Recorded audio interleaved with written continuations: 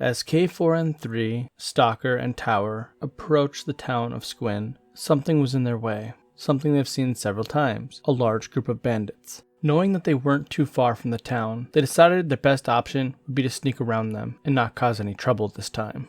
Upon reaching the gates of Squin, they were not greeted with a friendly gesture. Once more, they heard the insults thrown at them from the mortal races. The Shek apparently didn't care too much for the skeletons either, though it seemed they were technically welcomed. The town of Squin does have a reputation for being quite open to the public. Let's see if it holds true. K4N3 decided that he wanted to talk to the gate captain before he went inside. They usually have a little bit of information about the town, and it's probably best to get a foothold on the town before heading in, as to not step on any toes. The gate captain was not a pleasant man, but he was willing to tell K4N3 and the gang some information about the town. He said if they're weary from travels, the place to check first would be the bunkhouse. It's quite cheap and easygoing to stay in, though that's where the lowlifes live, so watch your back and sleep with a weapon nearby. If you needed to report a crime, the next place to check would be the Watchtower. That is where you can turn in any bounties and seek information on wanted criminals. Next door to the Watchtower is the Armorsmith. They can repair your armor or get you some new pieces if you're lacking any. They'll expect to pay a little bit more because you're a skeleton and not a Shek. And same goes for the Weaponsmith. They don't mind giving weapons to anybody, but you will pay a premium price. The general goods store is about the only place you'll get a good deal in town, as they treat everyone the same. They don't care what you look like. All they care about is getting your cats.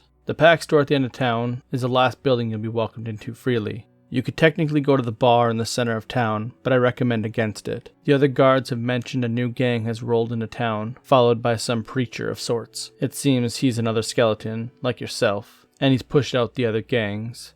Someone able to do that is someone worth staying away from. The gate captain had given them lots of useful information. Thankfully, the skeleton they're looking for seems to be here. The only thing they need to be worried about now is whether or not the skeleton will be happy or willing to see them. If he's preaching, and if he has his own followers, it might not be a friendly greeting they're in for. But the only way they're going to find out is if they head into town.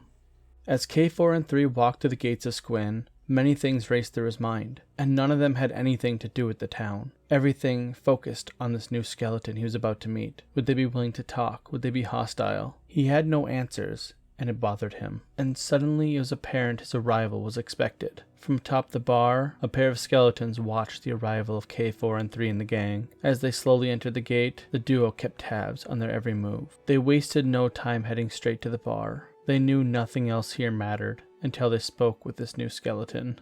Having been alerted to K4N3's arrival, two enforcers waited just inside the doors. They were unsure of his intentions, and so they were prepared for combat. Thankfully, it never came to that. As soon as the enforcers saw K4N3, their demeanor changed completely. They knew K4N3 would not be a threat. In fact, what they had been waiting for had finally come to pass, and so they called for their boss. K4N3 was never one to wait. He began asking questions immediately. How long have they been here? Who was their boss? How long have they served their boss? What is their objective? The pair refused to answer any of these questions. They said all questions would be answered by their boss and no one else. It was not their right to speak out of turn, but they did reassure K4N3 that all of his questions would be answered promptly. And as if on cue, their boss walked down the stairs slowly, greeting K4N3 and his companions. They could only stop and stare in disbelief. By all physical representation, G4T3 was an exact copy or replica of K4N3, or perhaps it was the other way around. K4N3 and G4T3 took a few moments to size each other up, to analyze one another, to see exactly who the other one was. It only took a brief moment, though, for them to realize their kinship. They were the same make, the same model, down to the very last bolt. They were brothers. They even had the same discoloration on their forearms from the manufacturing process.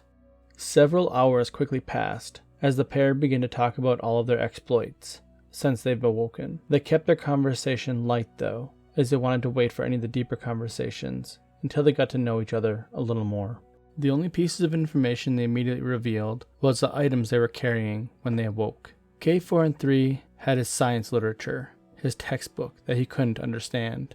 G4T3 had something similar, but it was a piece of engineering text. He too could not understand the full text, though he did understand some of it.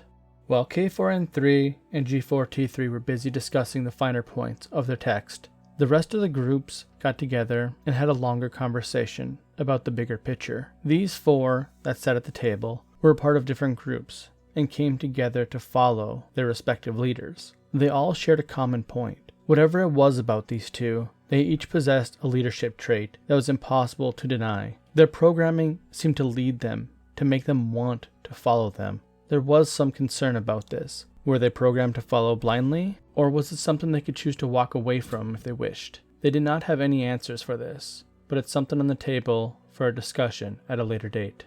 As the night went on, the conversation between K4N3 and G4T3 got much deeper and a little darker. G4T3 had some answers for K4N3. There were many things in the world going on, and only a few people knew anything about them. The skeletons that have been rising are part of an elite contingent from the old days. They were both part of this group. Part of the text that G4T3 has mentions their model and serial number specifically. It seems as though they are direct clones of one another, hand-built, not manufactured by machines, like the others. But what's more interesting, and perhaps more concerning, is the flame extinguisher protocol that this book claims is built deep within their subroutines. Initially, K4 and 3 saw no harm in a protocol such as this.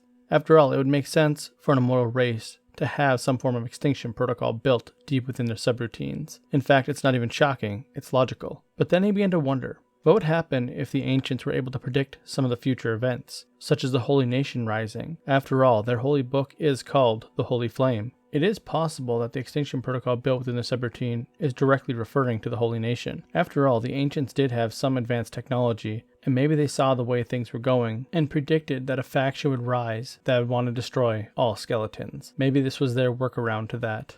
While the extinguisher subroutine is a juicy bit of information for K4N3, G4T3 had even more information for him. While K4N3 seemed to be the leader, he seemed to have a natural draw that other skeletons wanted to follow. G4T3 had something else. He seemed to know little bits of information about where others are, similar to them. His natural memory leaves several pieces of information, letting him know where to go. Even though he doesn't know the actual towns throughout the world, he's been able to gather some information here in Squin. That's what he and his gang have been doing. According to what he could put together, there are others similar to them in the town of Brink, Heft, and Admeg. We should team up to ensure our survival. There must be a greater good we're serving. Only time will tell exactly what it is, and maybe the others have more information. But I know that others are out there, similar to us, and we must find them. K4N3 agrees completely. And so for the rest of the night, and the following couple of days, K4N3, G4T3, Tower, Stalker, and all of their new friends worked out the details. There are many things to consider when forming a new group, or when combining groups, and they wanted to make sure all bases were covered. Explaining to the new group that they already had a few people hanging back in the hub to gather new recruits was pretty simple. This also left an opportunity for the new gang to start doing something here, similar to in the hub. The people that are not directly involved with G4T3 should stay behind and keep recruiting. That way our numbers could grow exponentially.